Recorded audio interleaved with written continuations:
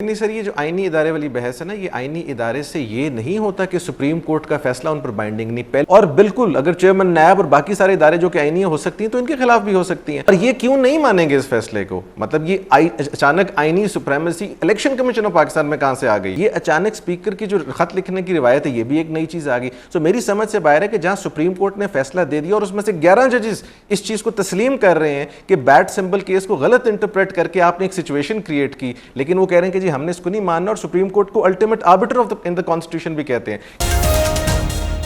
नहीं अलग कॉन्स्टिट्यूशनल जी वैसे साहब, तो फिर उसका क्या होगा अगर सुप्रीम कोर्ट कहती है कि नहीं हम इसको रिजेक्ट करते हैं, तो क्या इलेक्शन कमीशन के पास चॉइस होगी कोई फिर भी ना मानने की?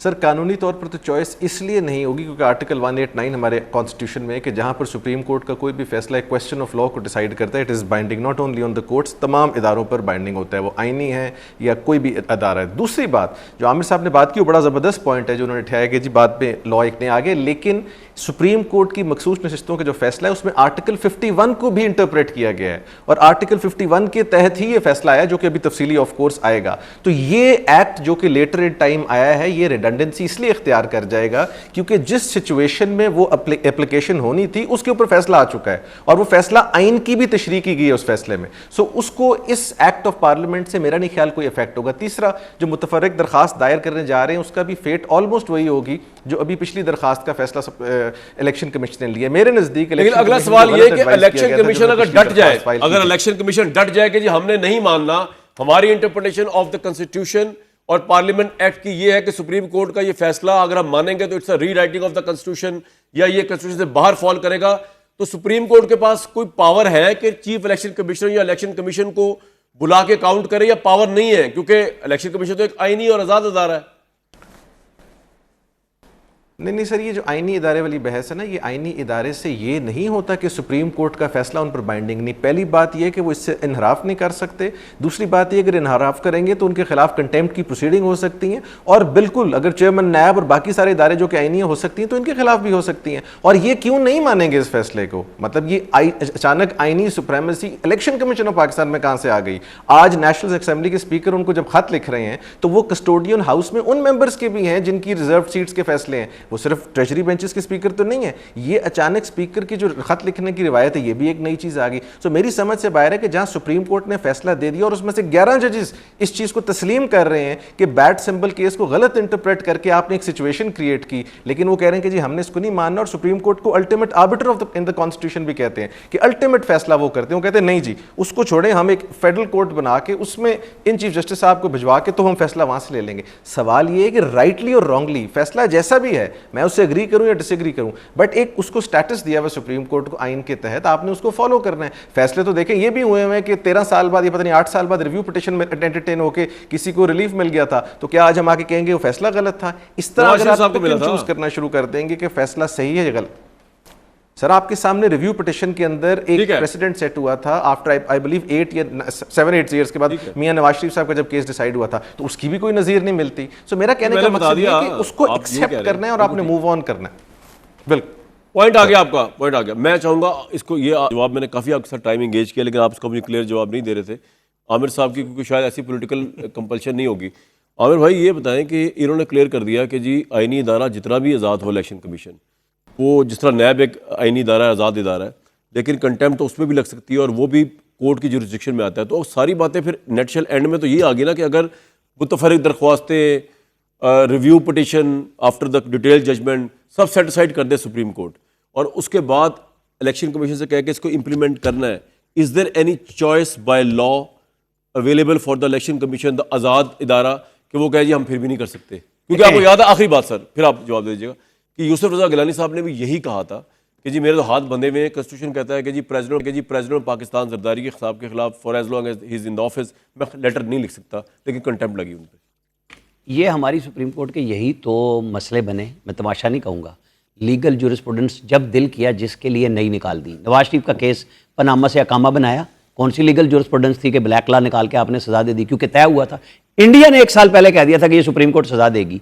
मतलब यहाँ पे हमारी कोई अकल ही नहीं काम करती कि भाई सुप्रीम कोर्ट अगर किसी एक तरफ चली गई है तो वक्त ने साबित किया कि वो आज सारी चीज़ें सामने आ गई कि वो फैसले सियासी बुनियाद पे किए गए, और न सिर्फ किए गए बल्कि उनको संभालने के लिए जादुल हसन साहब डिप्टी चेयरमैन नैब को लाहौर बुलाते हैं कि चेयरमैन से कहो जो हमने भेजी है ये JIT के हीरों की रिपोर्ट, इसको खोलना नहीं, इसके ऊपर फीता लगाए। अब मेरा सवाल सुने तो सही ना, मैं आपको इसके ऊपर आ रहा हूँ कि जब यहाँ सुप्रीम कोर्ट इस किस्म के खेल खेलती रही, आइन के साथ खिलवाड़ करती रही, तो मुझे और आपको सवाल करने का तो हक है ना।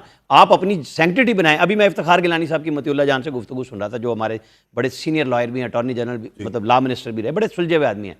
इंडिया में एक चीफ जस्टिस ने स्पीकर को तौहीन अदालत का नोटिस दे दिया कि तुमने ओथ नहीं लिया, उसने उसको भी बुला लिया स्पीकर को। आप मतलब पार्लियामेंट की कोई सैंक्टिटी नहीं रही, क्योंकि ये सियासतदान खुद जुतियां आपस में एक दूसरे को मारते हैं और लोगों से खाते हैं, इसलिए कोई रहा ही नहीं काम, सब मारते हैं। अब सुप्रीम कोर्ट का जो फैसला है, मैं कुछ और सवाल मेरा ये नहीं, मैं आपके सवाल पे आ गया हूं। कंटेम्प्ट हो सकती है चीफ इलेक्शन कमिश्नर पे? कंटेम्प्ट होगी, वो भी पार्लियामेंट और चीफ इलेक्शन कमीशन 189 और 190 के तहत माने ना माने सुप्रीम कोर्ट का फैसला, बड़ी मेहरबानी होती है अखलाकी तौर पे।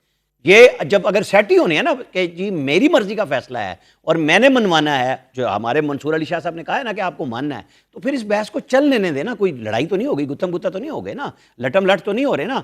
ये जजेस इदारे आपस में बहस कर रहे हैं लिख के खतूत, तो हमें भी इसमें जाना चाहिए। कंटेम्प्ट हो सकती है इलेक्शन कमीशन? करें ना, मैं कह रहा हूं आपके हाल में लीगली हो सकती है कि सर, ये सवाल है। उन्होंने तो प्राइम मिनिस्टर को भी दे दी कंटेम्प्ट और उन्होंने मान भी ली। तो आप कह रहे हैं हमीदा मिर्जा ने हो इनकार कर दिया था, नहीं माना तो इफ्तिखार चौधरी साहब मैदान में आ गए। आप एग्री करते हैं कि इलेक्शन कमिश्नर इतना आजाद नहीं है कि वो कोर्ट के खिलाफ जाए? कियानी साहब छोड़ दे, उसमें कुछ नहीं रखा हुआ, मैं बता रहा हूँ सारा कुछ इधर ही हो रहा है।